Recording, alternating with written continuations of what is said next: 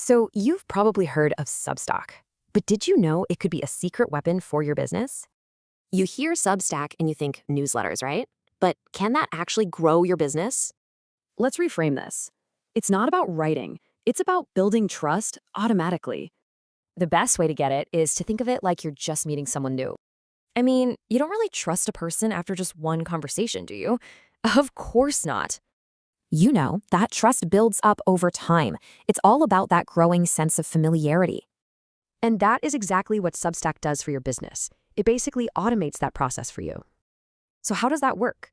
It's actually a pretty simple but really powerful three-step journey. It's all about letting the right kind of people get to know you and your unique perspective. Okay, so what do you even write about to build all this trust in the first place? Honestly, it's simpler than you think. You're just sharing ideas, teaching a little, and answering questions. The main thing is to just be helpful. Don't get stuck trying to make every word perfect.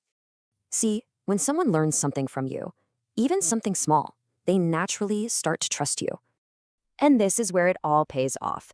The difference that trust makes is just absolutely huge. This is the goal. So buying from you feels less like a risky leap and more like the obvious next step.